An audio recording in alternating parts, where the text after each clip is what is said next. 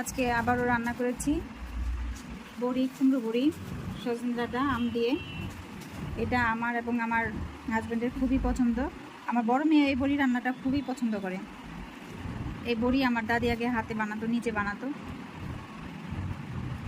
যে আম দিয়ে সজনে ডাঁটা রান্না করছে, এটা আজকে নিরামিষ রান্না করেছি। ভিডিও আপলোড দেওয়া হয়েছে। এই গরমের দিনে এই খাবারটা খুবই ভালো লাগে খেতে।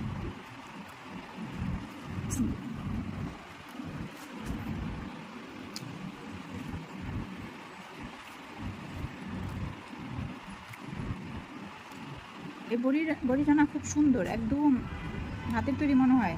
আমি প্রিন্স বাজার থেকে কিনছিলাম।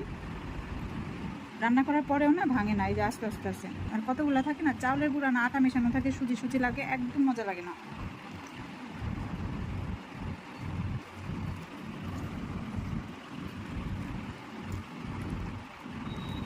আর সজনে ডাঁটাটা আমার বড় বোন গ্রাম থেকে আনছে, একদম কচি।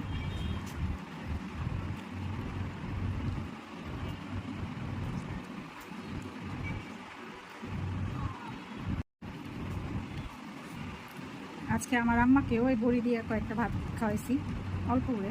দেখি তো খেতে পারে না, খুবই অল্প ভাত চটকে, একদম ভাত চটকে নরম করে টুকমার ভিতরে বড়ি দিয়ে দিয়ে খাওয়াইলাম।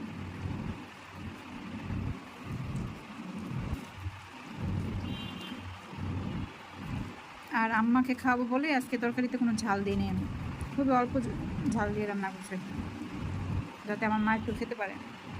একদম খেতে পারে না কোনো কিছু।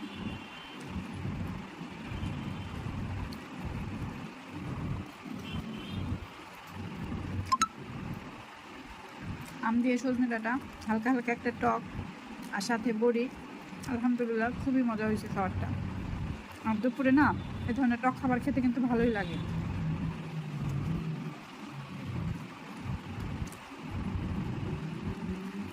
আর দুপুরবেলা আমার ঝোল ঝোল খাবারটা খেতে ভালো লাগে। আমি একটু সব তরকারি রান্না করলে না একটু মোটামুটি ঝোল রাখি।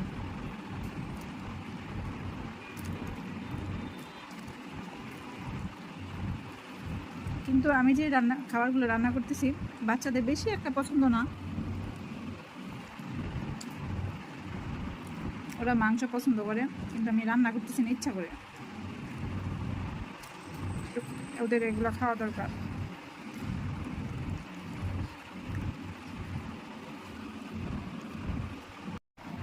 আমার খাওয়া শেষ।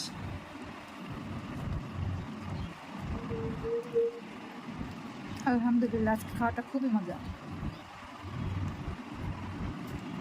ভাত খাওয়ার পরে না এই বড়ি ইয়েগুলো ডাঁটাগুলো আমার খেতে খুবই ভালো লাগে। ভাত খাওয়া শেষে আমি ডাঁটাগুলো খাই। গ্রাম থেকে আনছিল আমার বোন, একদিন রান্না করছি, বাকিগুলো আমি কেটে একদম ফ্রোজেন করে রাখছিলাম, আজকে আবার রান্না করলাম।